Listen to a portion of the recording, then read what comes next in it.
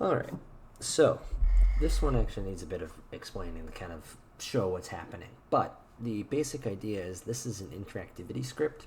Um, you have a few steps to it. So in our monodevelop over here, I have a few different scripts. We have a get game object.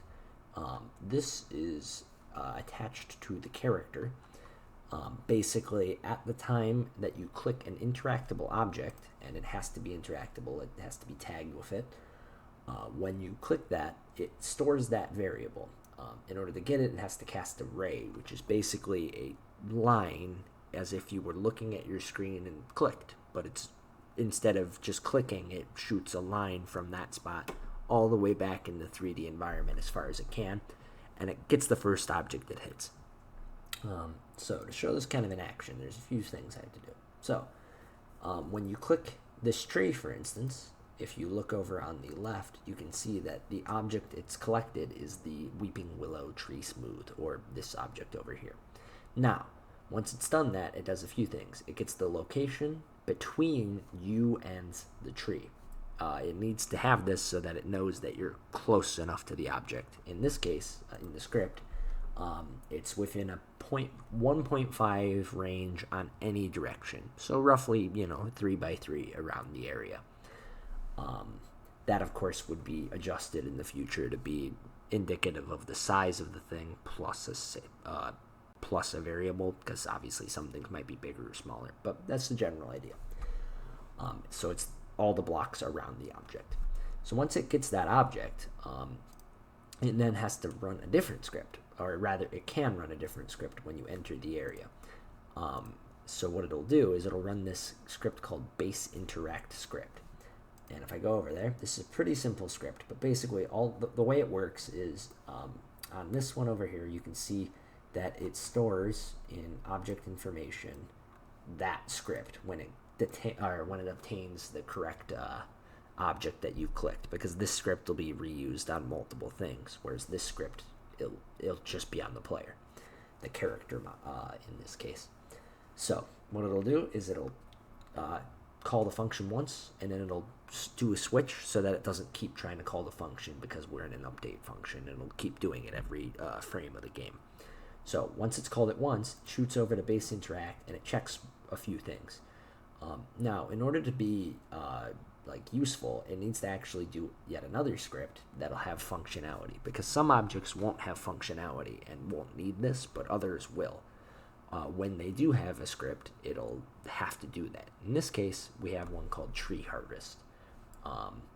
So what it does is similar to the previous script. It'll instead this time get a different script, and it'll enable it if it's not enabled, and it will disable it if it is, depending on what the person has done. If they've left the range of the tree, it has to re-disable it.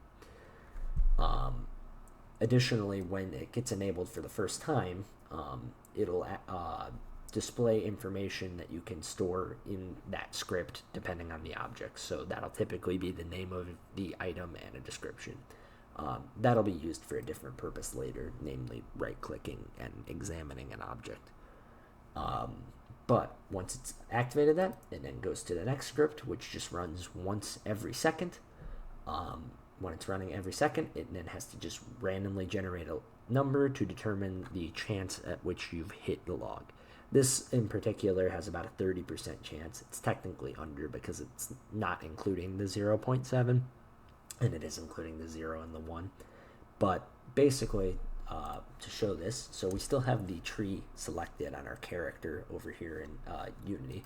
So if I go over near this, it's going to start going on the console, and it's going to show you a number, which is the actual number it randomly generated, and then if it's high enough, it's going to say you cut a log and you got 100 XP.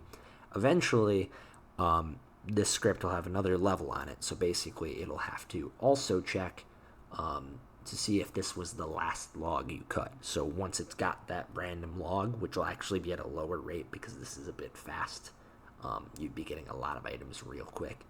But basically it'll check one more time, and it will just, delete the tree and replace it with like a stump for a minute or whatever, however long the tree's respawn period is. But that would be the idea of how the script basically runs. From here, you'd want to also, or what I'll rather be doing, eventually it'll be adding an item to your inventory, and eventually it will also be adding XP to your character, which will probably just be stored on a temporary text file until I've got something more sophisticated. But that's object interactivity. Actually, one last thing to show just how it works. When you go back over to the tree and you click it and you've selected that and it's going through your logs, once you've walked out of that range, if you shut it off, you can see it doesn't run the script anymore, meaning you're not cutting the tree because you're not near it. The character still is trying to check to see if you're near it because it's the most recently interacted activity. But if there was another interactable object, it would replace that with that. So you can click between objects and it'll go to the new object rather than this. But yeah, that's it. That is interactivity on a very basic level without, true consequences, but with the general way that it has to run them. Yep.